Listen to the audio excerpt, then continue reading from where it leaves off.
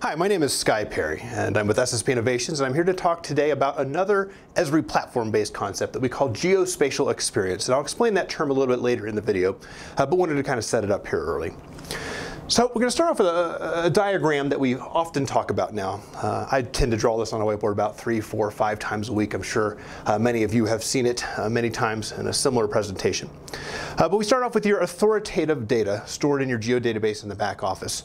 This data, within the concept of platform and WebGIS, is exposed via ArcGIS server and brokered out to a portal. And as always, I say the portal could be ArcGIS Online, or it could be Portal for ArcGIS hosted fully on-premise. Next aspect is other services. These would be web services, geo-enabled web services within your organization, potentially outside of your organization, also brokered through Portal. And finally, the online content. There's a lot of online content freely available to be able to bring into our maps. Once again, can be brokered through Portal. So this sets up the foundation of WebGIS. We've got another great video on that if you want to check that out. But know that this is the foundation of what we're talking about here today.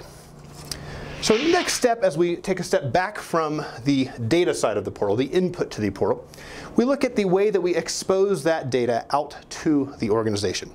Now these services are indexed, they're searchable, they're very exposed and readily available for end users to build their own maps. But we also often, and almost every time, create a set of what we call web maps. So this is a key term in the new industry, the new platform-based concepts. And a web map is effectively a group of different services that we've pulled together to create a meaningful informational product that means something to a group or user within the organization. So we will often target a number of these to start with within an organization that provide key content. And the goal is, of course, that this list will grow through the publishing of the administrators of the portal, but also grow through the users who will be embracing creating derivative works and publishing those back out. So I've got a handful listed here for maybe a typical electric company, but if you imagine this list of maybe 10 will grow to 20, maybe to hundreds of these web maps over time in your organization as we create new informational products that help us make decisions within our business. So again, let's talk a little bit about these.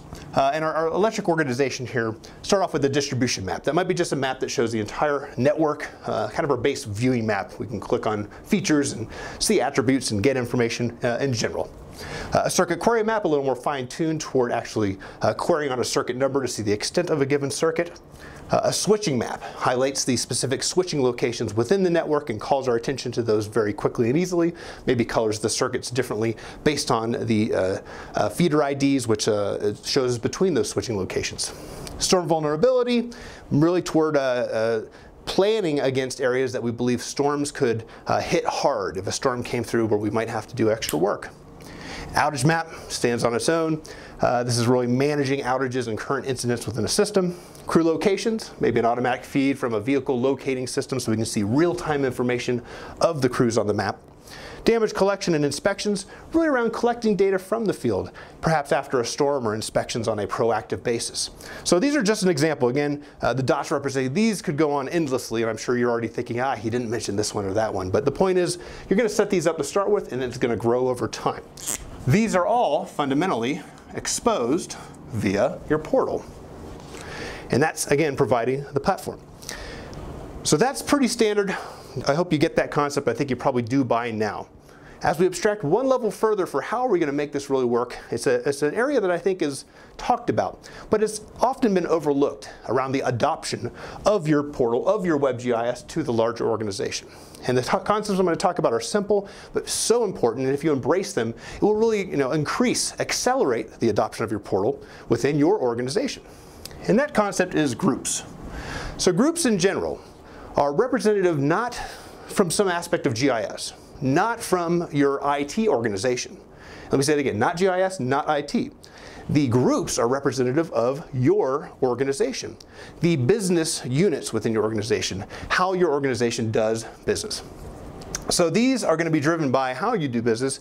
And if you have trouble getting your head around that to start with and analyzing your business, one of the great areas that Esri provides for us is what we call solution templates. And whether you're telecom, water, electric, gas, they've got what they call a model structure, a model organization based on the research they've done over time. And what do I mean by that? They've talked to many utilities, many telecoms, and come up with the most standard different groups that make up a structure, an organizational structure within that type of business.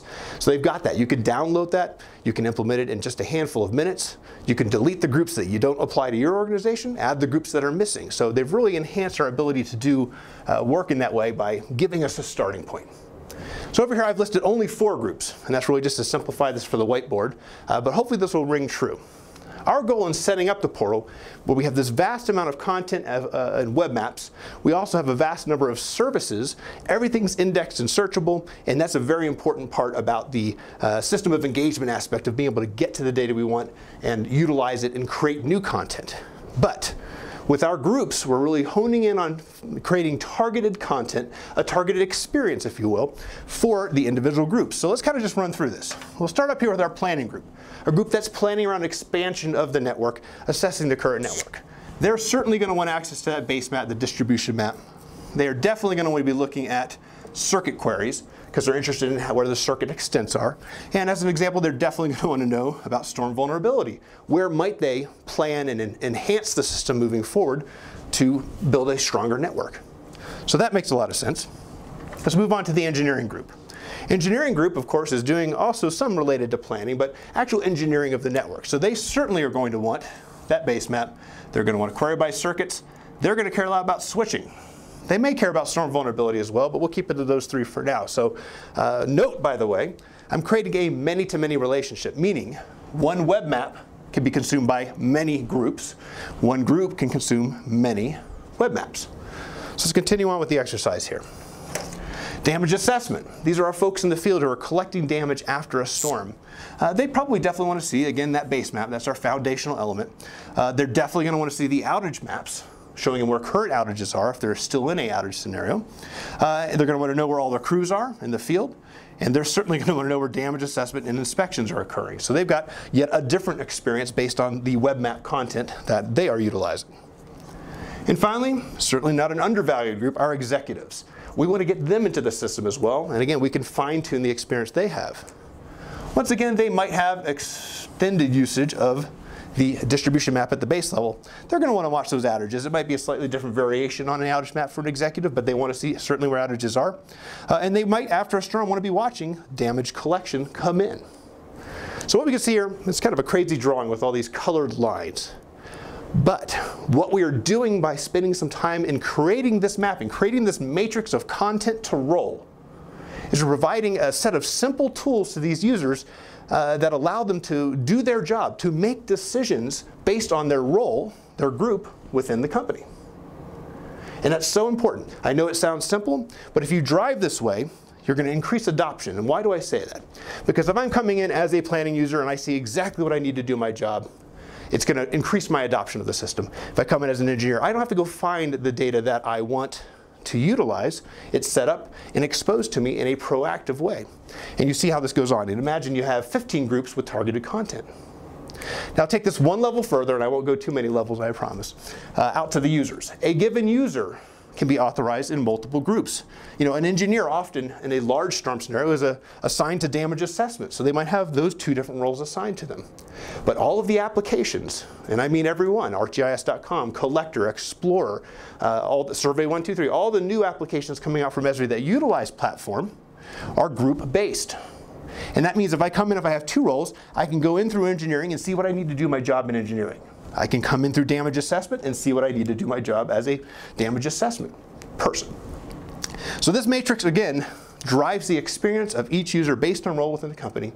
It drives adoption, and it further drives adoption because as we talk about derivative works, talk about consuming data, these roles that are pre-set up allow a given user to expose those new derivative works to the organization appropriately and in a way that we've established for them. So this hierarchy really makes a lot of sense. If you set this up and spend just a little bit of time early on in your platform or WebGIS deployment, it'll make all the difference later on. And it drives down to what we are calling now geospatial experience.